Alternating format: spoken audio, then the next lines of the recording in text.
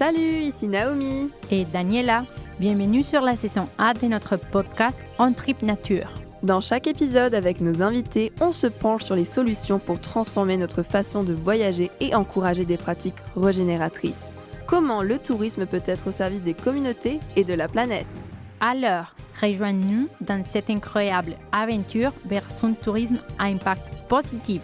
En attendant le prochain épisode, tripons sur les réseaux. Bonne écoute. Bienvenue à un nouvel épisode captivant de notre podcast axé sur le tourisme régénératif. Aujourd'hui, nous avons le privilège d'accueillir un expert en études urbaines, Alexis Guillemard, qui nous guidera à travers les méandres de la chaîne de valeur complexe de l'industrie du tourisme. Cette industrie, opérant à l'échelle mondiale, implique de nombreux secteurs et disciplines différents. Et dans cet épisode, nous explorerons l'interconnexion de ces diverses parties prenantes. Préparez-vous à une discussion fascinante qui mettra en lumière les rouages cachés de l'industrie du tourisme et son impact sur le changement climatique.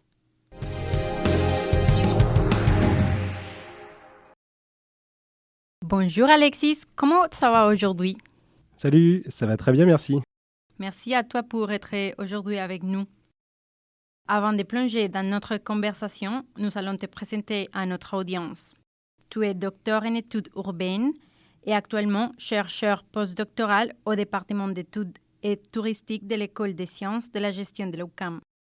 Tu coordonnes les projets d'adaptation du tourisme au changement climatique, les pactes, un laboratoire vivant porté par l'UQAM et Uranos qui intervient dans des territoires, les îles de Madeleine et Laurentides. Oui, c'est ça, mais merci, bonne description de ce que je fais. Le principal projet qui m'anime, c'est vrai en ce moment, c'est le PACT, donc le projet d'adaptation au changement climatique du tourisme. Donc je veux juste signaler que c'est un projet qui est porté par l'ESG UQAM et Uranos et qu'il est financé par le gouvernement du Québec dans le cadre du plan pour une économie verte 2030. Tu as travaillé pour divers projets sur l'adaptation au changement climatique où tu apportes généralement une expertise sur les méthodes de la recherche-action, en particulier les laboratoires vivants. Donc, dans cette quête, pour lutter contre le changement climatique, tu as dû comprendre l'écosystème de l'industrie touristique. Parce qu'on comprend bien, s'il y a un problème, il faut bien comprendre d'où vient le problème et qui sont les parties prenantes et les acteurs. Peux-tu, s'il te plaît, nous éclairer sur les découvertes passionnantes que tu as faites, mais surtout définir cet écosystème? Définir cet écosystème, c'est vrai que c'est un travail qu'on fait depuis quelques années avec Dominique. En tout cas, plutôt que définir, on essaye de le comprendre. Et c'est un écosystème, quand on parle d'adaptation au changement climatique, qui est un petit peu particulier parce que contrairement à d'autres industries, par rapport à d'autres secteurs, l'industrie du tourisme, et ça c'est une discussion qu'on a très souvent, l'industrie du tourisme, elle n'a pas de grand donneur d'ordre. Il n'y a pas un regroupement, une association, un lobbying qui va parler pour tout le monde, qui va imposer une norme, qui va imposer un règlement auquel devront se plier toutes les entreprises. Donc on a le ministère du Tourisme qui joue un rôle de coordonnateur au palier provincial, qui communique beaucoup, qui essaye d'accompagner les entreprises sur la voie de l'adaptation au changement climatique, mais c'est vrai qu'elle n'a pas de pouvoir d'encadrement suffisamment développé pour forcer toute la chaîne de valeur du tourisme à se plier à des nouvelles normes en matière d'adaptation. Le secteur touristique, il est très hétéroclite. On va voir des acteurs d'horizons complètement différents qui vont poursuivre des objectifs complètement différents, qui vont avoir pour principale activité l'hébergement parfois, la restauration, le loisir, le loisir qui peut se qualifier de plein de façons différentes. Ça peut être autant de l'aventure en plein air que un escape game au centre-ville. Donc on a vraiment une grande diversité d'acteurs dans cet écosystème touristique-là. Donc on a du mal parfois aussi à voir où c'est qu'il se termine parce que le tourisme, il va marcher sur les pieds du loisir, donc le loisir qui s'adresse essentiellement aux résidents d'un territoire. Donc on a parfois de la difficulté à circonscrire vraiment ce secteur du tourisme-là. Donc on a vraiment une grosse hétérogénéité d'acteurs du tourisme. Qui le caractérise quand même, c'est que c'est très majoritairement un réseau de petites et moyennes entreprises. Donc on parle là souvent de très petites organisations, des petites organisations qui peuvent être à but lucratif, mais qui peuvent aussi être des OBNL. Donc on pense par exemple à tous les organismes qui s'occupent des parcs régionaux, qui s'occupent au niveau des municipalités de cette offre touristique qui finalement est portée par des acteurs qui s'organisent en OBNL et pas en entreprise privée. Et d'ailleurs, je crois qu'au Labo Climat, pour un petit peu qualifier toutes ces entreprises et pour essayer de les classifier un petit peu, vous avez utilisé le terme de fleurs ou la représentation de fleurs. Ah oui, c'est dans le cadre donc, du projet d'adaptation au changement climatique du tourisme. Donc nous, on utilise comme cadre d'analyse la chaîne de valeur. Donc la chaîne de valeur, c'est un cadre d'analyse de performance économique qui est développé dans les années 80. Et ce cadre d'analyse, initialement, il ne prend pas la forme d'une fleur, il prend la forme d'une frise chronologique un petit peu des différentes étapes qui vont transformer un intrant en produit qu'on va mettre sur le marché finalement. Donc nous, ce qu'on a préféré faire dans le cadre du tourisme, plutôt que de suivre cette frise chronologique-là, a été de qualifier différents groupes d'acteurs, différents types d'acteurs, et ça donne comme représentation schématique à la fin une fleur, donc un petit peu finalement une fleur, on sourit quand on dit ça, une fleur qui ressemblerait un petit peu aux 3 piliers du développement durable, sauf que là on a 4 pétales. Ça permet de créer des intersections justement entre les différents pétales. Et c'est à ces intersections-là aussi qu'on va trouver des acteurs un petit peu plus précis, qu'on va pouvoir préciser quel type d'acteur, de façon plus spécifique, on va parler. Est-ce que tu peux peut-être nous décrire ces 4 pétales, si tu les as par hasard? Ouais, je vais décrire ces 4 pétales. Donc les 4 pétales de notre fleur, finalement, qui vient représenter la chaîne de valeur que nous, on utilise. On a les acteurs de l'attraction, donc tous les services de voyage, tous les acteurs qui finalement viennent attirer sur le territoire des visiteurs, donc ceux qui travaillent dans la communication, et aussi ceux qui permettent aussi de se déplacer. Donc là, on a donc les acteurs de l'attraction.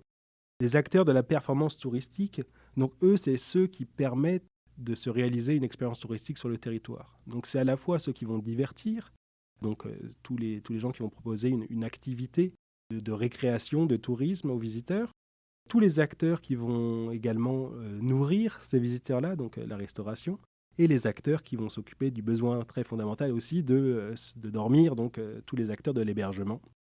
Donc ça, c'est vraiment les acteurs de la performance touristique qu'on regroupe dans ce pétale-là. On a les acteurs de développement et de consolidation des espaces touristiques. Ces acteurs-là, on a voulu les cibler et les nommer parce qu'on parle des acteurs qui aménagent, développent, entretiennent, gèrent et protègent les espaces touristiques. Et quand on parle de ces acteurs-là, on ne parle pas d'acteurs proprement touristiques, on va parler d'acteurs municipaux, on va parler des acteurs gouvernementaux, on va parler des acteurs qui ont un rôle très important mais qui n'ont pas une vocation uniquement touristique, voire pour lesquels le tourisme est secondaire. Donc c'était d'accorder une place importante à ces acteurs-là dans la chaîne de valeur, parce qu'aujourd'hui au Québec, une vaste majorité des attraits que l'on visite sont gérés par le public, sont des espaces publics qui sont sous la responsabilité d'acteurs municipaux, d'acteurs régionaux, d'acteurs provinciaux. Donc il y a ces acteurs-là. Et le 4e pétale, ce serait un pétale pour l'instant qui nous reste encore à explorer, je dois l'admettre, c'est ce qu'on appelle les acteurs de la sacralisation de la destination. Donc c'est un gros mot, mais c'est ce qui sacralise, donc ce qui rend sacrée la destination. Qu'est-ce que ça veut dire? C'est tous les acteurs qui vont participer à créer des mythes et des symboles sur le temps long. Et donc qui finalement vont permettre à la destination d'être associée à un certain type de produit, à un certain type de paysage, à un certain type de produits régionaux. Donc ces acteurs-là, ce sont ça peut être des artistes, ça peut être des influenceurs, ça peut être des producteurs de contenu. C'est aussi pour inclure ce mouvement aujourd'hui qui existe donc à travers le téléphone, à travers les réseaux sociaux, et qui vient concrètement aussi transformer les équilibres touristiques d'avant, en fait, d'avant l'apparition de ces réseaux sociaux-là. Donc on pense à ces territoires qui sont devenus emblématiques du Québec, notamment Gaspésie, notamment aux îles de la Madeleine, où les influenceurs, les acteurs qui ont des résidences secondaires là-bas, où toute cette communauté-là, finalement, qui est pas forcément des acteurs à proprement parler touristiques, parce que c'est juste qu'ils visitent l'endroit, mais ils communiquent leur visite et ils la mettent en scène, cette visite-là, vraiment. Et c'est ces mises en scène-là aussi qui communiquent une nouvelle façon de visiter ces endroits. Donc eux aussi, on les inclut finalement dans la chaîne de valeur du tourisme aujourd'hui. Et ce n'était pas forcément des acteurs qui étaient inclus jusqu'alors. Donc c'est de voir comment est-ce qu'on peut parler de ces personnes-là qui ne sont pas effectivement des acteurs du tourisme, mais qui jouent un rôle au niveau du tourisme. Comme tu viens de parler des 4 pétales, on voulait aussi te demander quels sont les acteurs plus précisément impliqués de l'industrie du tourisme. Donc, est-ce que tu peux citer quelques-uns pour montrer un peu la complexité de l'écosystème? Donc, tu avais parlé à grosso modo de chacun dans chaque pétale, mais si on parle par exemple, c'est où qui se trouvent les agences de tourisme ou les destination management companies. Donc les 4 pétales, ils gravitent autour du cœur de la fleur, donc de notre fleur de la chaîne de valeur. Et dans ce cœur de la chaîne de valeur, on va trouver ces acteurs institutionnels du tourisme qui vont le communiquer, qui vont le promouvoir, toutes les associations touristiques régionales, tous les organismes de gestion et de promotion de la destination vont avoir un rôle fondamental parce qu'ils vont mettre en relation finalement nos 4 pétales. Ce sont eux qui vont avoir pour interlocuteurs parfois des acteurs publics, mais qui vont aussi parler à leur tissu de membres, donc leurs petites et moyennes entreprises touristiques ou leurs grandes entreprises touristiques. C'est eux qui vont vraiment faire le relais et qui vont créer une cohérence aussi entre tous ces types d'acteurs différents. Donc c'est pour ça aussi que c'est important de les mentionner, de les mettre au cœur, ces acteurs-là.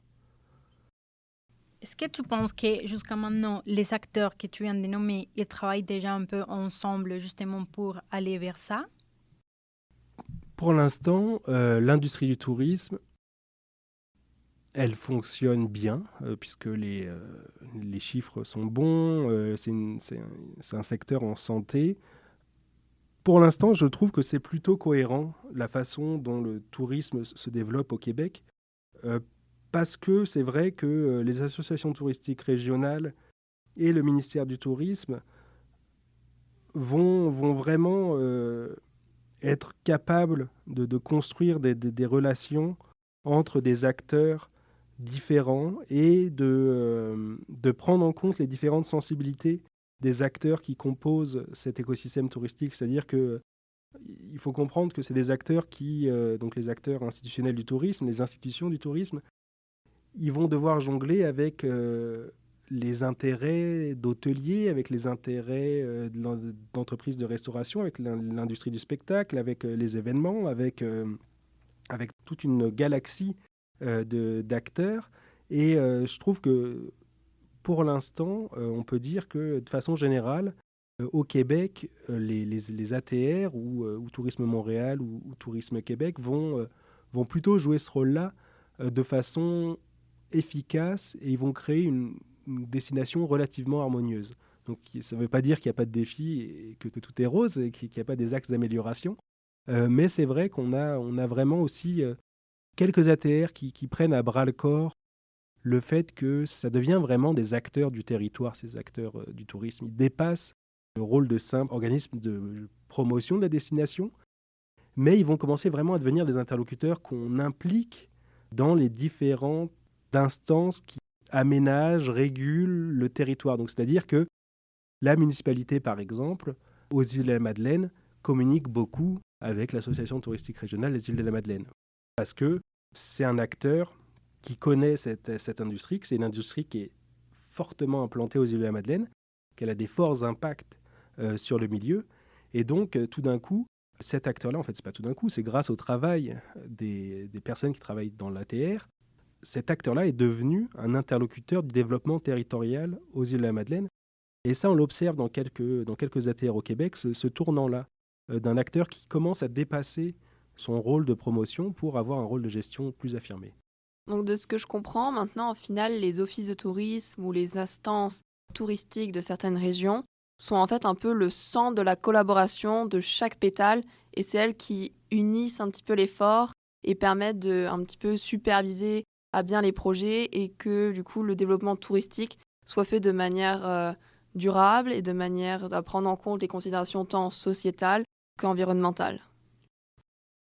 Oui, ça va être de façon générale le rôle de ces offices de tourisme et de ces organismes-là que d'assurer cette bonne communication entre différents types d'acteurs.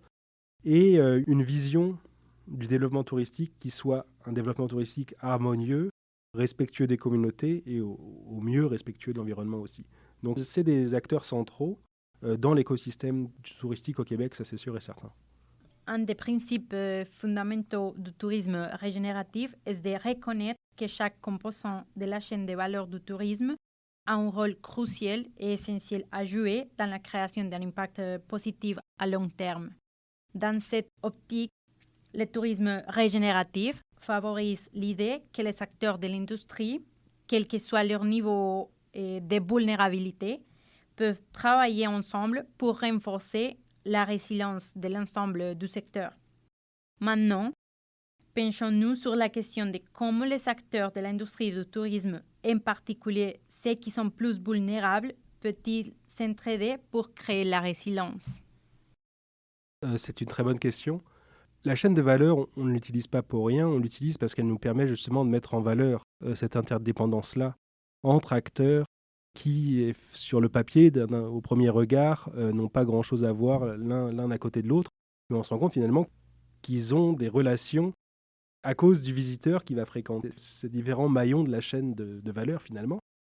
Donc, quand on parle de tourisme régénératif, quand on parle d'implication du visiteur dans la préservation de la destination qu'il visite, c'est vrai qu'on essaye de susciter l'adhésion des acteurs qui ont des signaux forts, donc les acteurs qui sont vulnérables, mais aussi les acteurs qui ont des signaux plus faibles, ceux qui semblent moins vulnérables à l'aléa, quel que soit l'aléa dont on parle.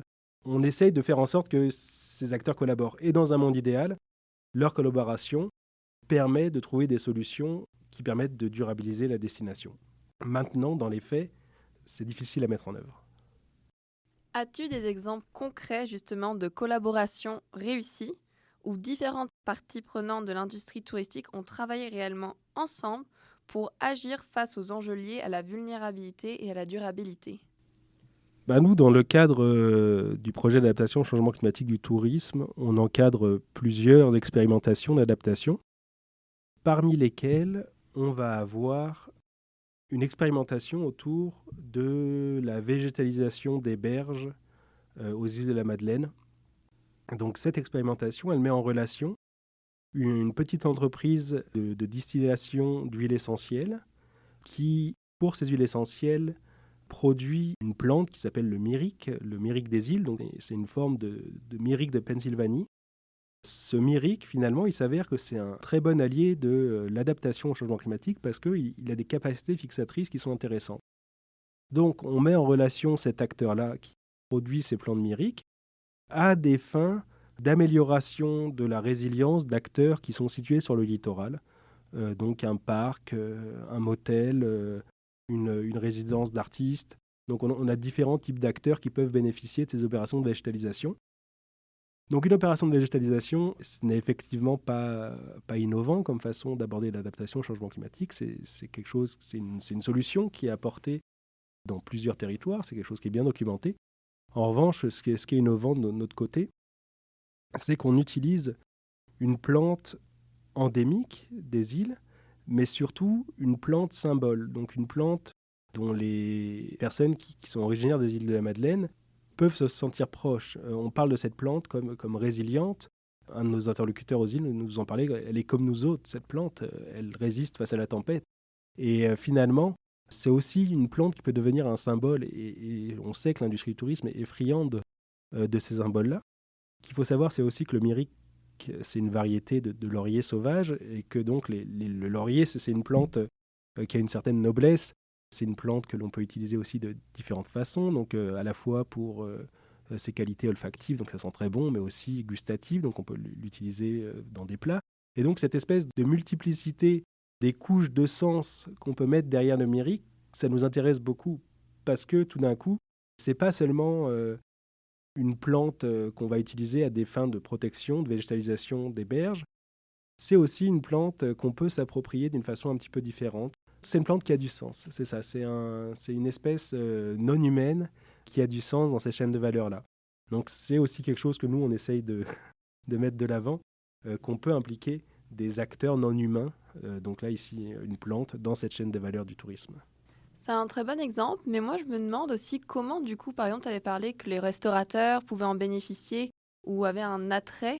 Comment lui, au final, il s'y retrouve ou peut s'identifier à cette plante? Quelle serait pour lui un petit peu sa part du gâteau ou comment dire, peut-être pas sa part, mais comment il peut contribuer au projet et comment il se sent concerné par le projet? Ça, c'est une bonne question. C'est sûr que pour l'instant, la façon dont on met en relation les acteurs autour de la plante, ce sont des acteurs qui ont une problématique d'érosion sur leur terrain. Donc pour l'instant, c'est ça notre point de départ de l'expérimentation. Donc on a un parc, on a un motel, on a éventuellement un atelier d'artistes. Et face aux problèmes d'érosion, aux enjeux de submersion qui se posent à cause de l'érosion, la végétalisation peut faire partie des méthodes utilisées. Donc ça, c'est la première étape. Par la suite, une fois que ces bancs d'essai vont être réalisés dans les prochains mois, on peut imaginer de pousser l'expérience plus loin en allant chercher des acteurs du tourisme qui pourraient donner du sens supplémentaire à ces plantations. Donc des chefs qui pourraient venir utiliser cette plante dans leur assiette, des artistes qui pourraient utiliser et valoriser cette magnifique plante, des artisans. Donc on a tout un écosystème du tourisme qu'on peut aller chercher par la suite, mais c'est vrai que dans un premier temps, on doit mener l'expérimentation qui est à des fins peut-être plus... c'est plus ciblé, la première étape est plus ciblée, et ensuite on espère qu'il y aura des retombées qui sont plus vastes. Mais ce qui est intéressant, c'est que même si la plante sert à l'érosion des sols, au final, ça sert à maintenir, en fait, tout simplement, les îles de la Madeleine hors de l'eau, quelque part. Donc ça servirait à tous les habitants, à toute l'industrie derrière. Oui, tout à fait. C'est sûr que dans le cas des îles, on a besoin de symboles d'un petit peu d'espérance et d'espoir, de maintenir le territoire habitable et praticable le plus longtemps possible. Après, on n'est heureusement pas seul dans ce combat-là, finalement, pour maintenir les îles hors de l'eau. Et les plantes, de façon générale, peuvent faire partie de la solution. Mais évidemment, il y a d'autres types de solutions qui doivent être apportées, donc que ce soit de l'enrochement, parfois du retrait dans certains secteurs, parfois... donc c'est une panoplie de solutions qui seront mises en œuvre, parmi lesquelles la plante peut venir effectivement jouer ce rôle de symbole-là, mais malheureusement, sans qu'on ne puisse promettre de solutions miracles avec cette essence végétale, parce que face à la tempête, si ça frappe fort, le côte il partira pareil. Donc c'est aussi de se donner, d'être dans l'action. C'est aussi ça qui est important pour les acteurs du tourisme, que ce soit des visiteurs ou que ce soit des entreprises qui offrent des services touristiques. C'est vraiment un élément fondamental, et ne serait-ce que pour la santé psychologique de ces acteurs-là. Se donner l'impression d'agir, c'est déjà très bon pour le mental. Et ça, c'est vraiment très important à répéter. Ça permet de diminuer l'intensité de ces éco-émotions un petit peu plus négatives. On parle d'éco-anxiété parfois, de solastalgie, de tous ces termes qui qualifient finalement notre stress, notre anxiété de voir notre monde se transformer sous l'effet des changements climatiques. C'est vrai que si on offre l'opportunité, ne serait-ce qu'à une petite échelle, comme ce qu'on fait avec nos bancs d'essai de végétalisation, déjà on participe à ce que ça aille mieux, même si c'est malheureusement personne n'a de solution miracle. C'est ça qui est important aussi. Est-ce que dans votre démarche, vous avez interagi ou fait des approches avec la communauté là-bas, qui ne sont pas vraiment dans les métiers, les habitants, quoi?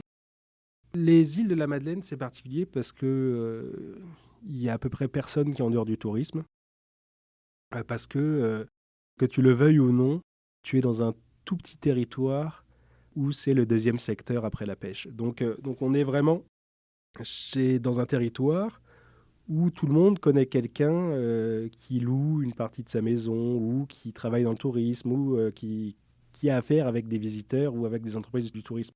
Donc on est vraiment dans un territoire aussi laboratoire pour ça, parce que le tourisme est partout, c'est très difficile de s'en extraire.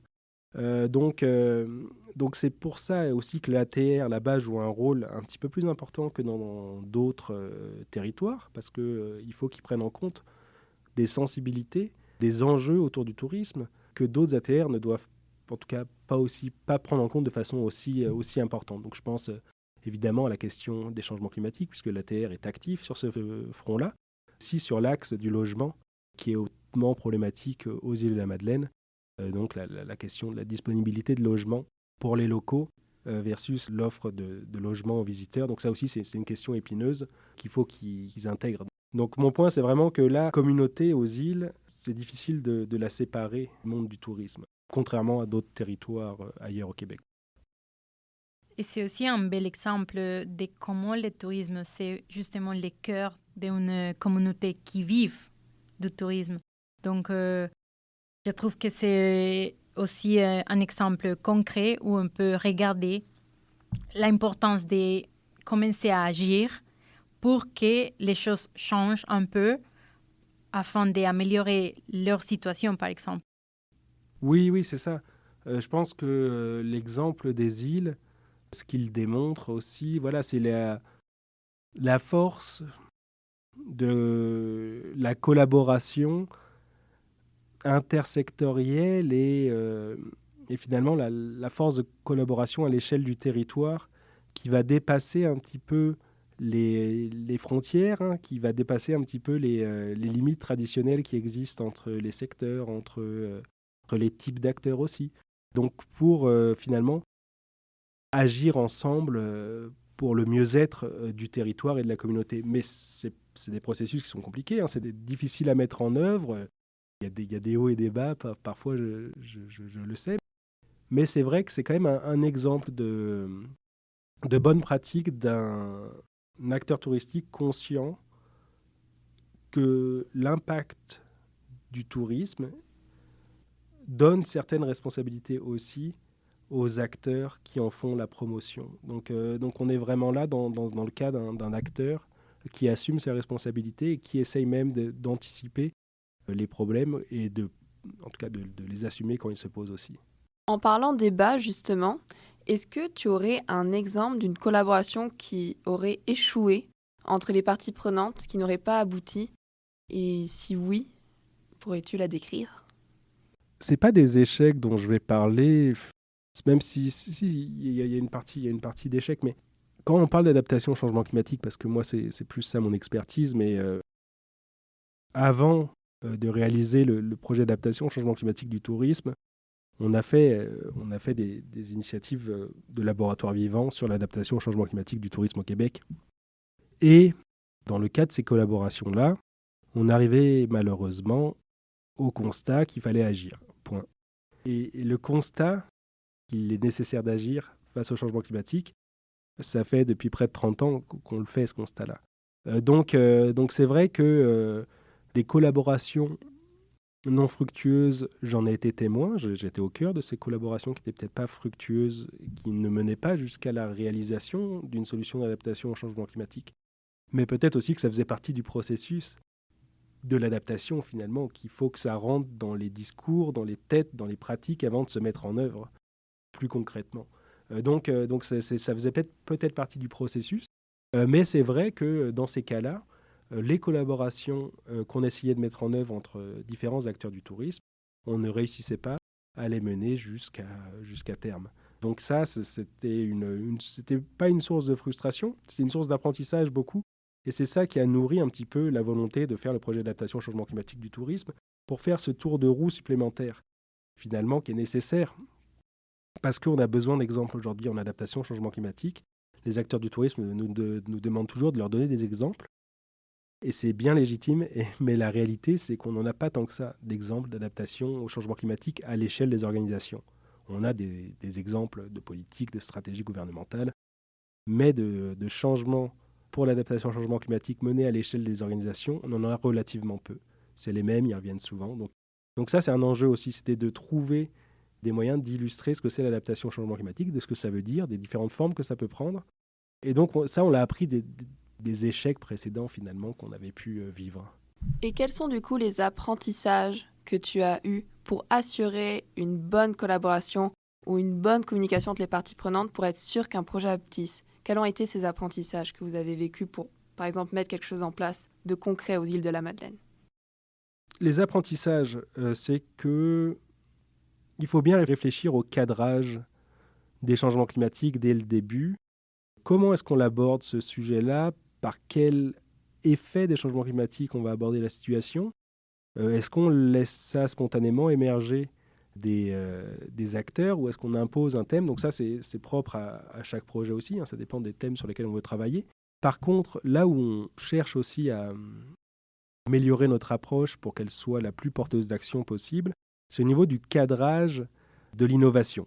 Donc c'est-à-dire que dans un courant d'innovation dans lequel on se situe, qui est l'innovation ouverte, il y a eu une période où on a eu vraiment tendance à valoriser l'ouverture du processus d'innovation au plus grand nombre. Donc il fallait inviter un membre de la communauté, il fallait inviter un membre de chaque secteur, un membre du gouvernement, un membre de la municipalité. Donc l'objectif, c'est de mettre en collaboration le plus d'acteurs possible.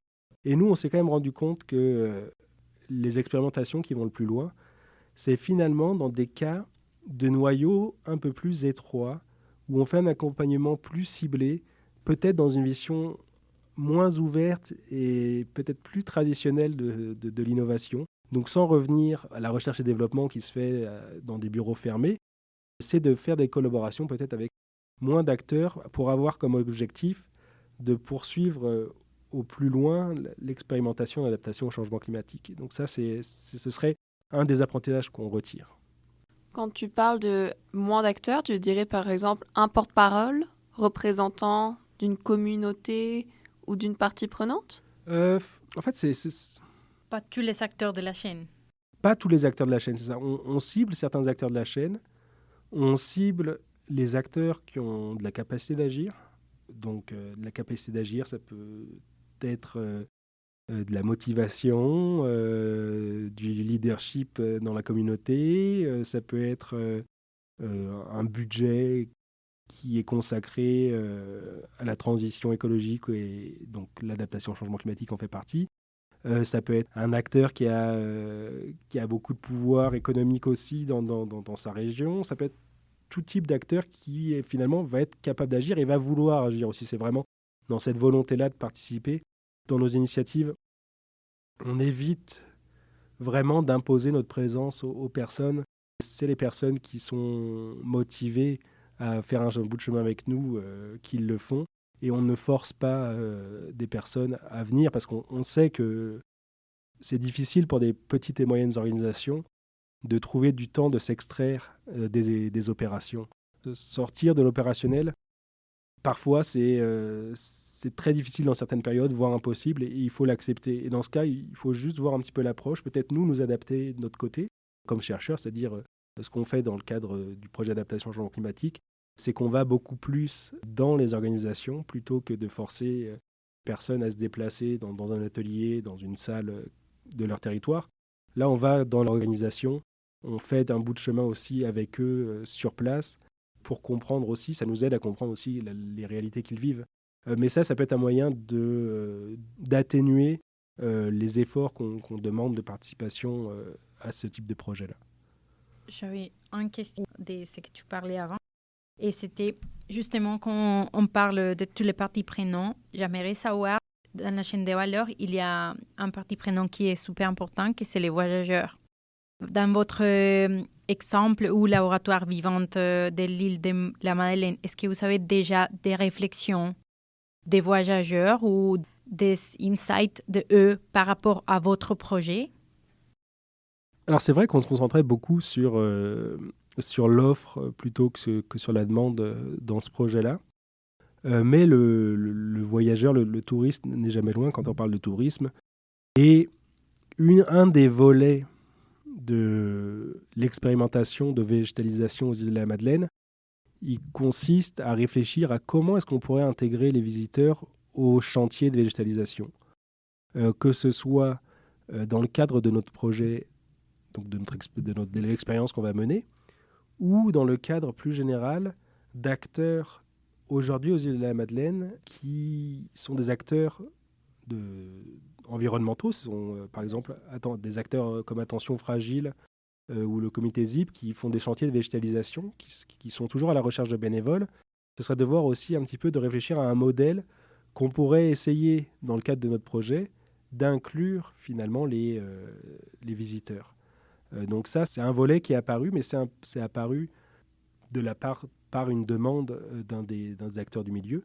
C'est pas nous qui avons pris cette initiative-là, donc ça c'est important de le signaler. Toutes les idées d'expérimentation, ce sont des idées qui sont venues du milieu. Nous, on est là vraiment pour faciliter, on est là pour coordonner la réalisation de ces activités, faciliter la rencontre, mais on n'est pas des acteurs qui allons arriver avec des solutions toutes prêtes dans les territoires. Un des objectifs chez On Tripe Nature, c'est de sensibiliser et éduquer aux gens. Donc, merci pour nous donner toute cette information et revenir vers nous avec les cas de l'île de la Madeleine. J'aimerais juste, pour fermer la boucle, te demander qu'est-ce que tu souhaites que l'audience retienne de notre conversation aujourd'hui. C'est que le tourisme, c'est un acteur du territoire que parfois on a un peu tendance à vouloir extraire un petit peu du territoire, dans le sens où on construit le discours touristique en parallèle de ce qui se passe dans la vie des résidents, dans le territoire des habitants. Et finalement, on se rend compte que si on veut l'adapter au changement climatique, le tourisme, il faut qu'on adapte les territoires au changement climatique. C'est pour ça qu'on ne peut pas travailler en silo sectoriel sur cette dimension-là. On ne peut pas non plus déléguer la responsabilité de s'adapter uniquement aux acteurs publics et gouvernementaux, parce que l'adaptation, il faudra qu'elle se fasse aussi au niveau des organisations, même si c'est difficile, même si c'est des choix parfois difficiles à faire. On peut l'anticiper, on peut l'intégrer à nos plans d'affaires déjà, et de cette façon, en l'intégrant à nos plans d'affaires, on anticipe les coûts, on se rend compte que s'adapter au changement climatique, sur le papier, ça semble quelque chose de très gros, mais finalement, des mesures simples peuvent être des pas dans la bonne direction. Dans des parcs, mettre à disposition des visiteurs des bottes de pluie pour prévenir des épisodes pluvieux plus intenses qui s'annoncent dans les années à venir. Donc ça peut être quelque chose de très terre-à-terre et très simple comme ça peut être effectivement des solutions plus complexes d'ingénierie ou de gouvernance. Donc il y a un éventail de solutions qui existent, mais c'est vrai que ça demande vraiment que des acteurs essayent, n'hésitent pas à essayer, n'hésitent pas à s'impliquer, n'hésitent pas à nous solliciter s'ils ont besoin d'accompagnement sur ces questions-là, parce que l'adaptation au changement climatique, ça se fera aussi de façon collégiale, donc ensemble, puis ça impliquera tous les acteurs du tourisme et du territoire. Merci beaucoup pour être aujourd'hui avec nous et pour nous donner toutes les connaissances que tu as fait dans tes recherches avec les laboratoires aussi. Merci à vous.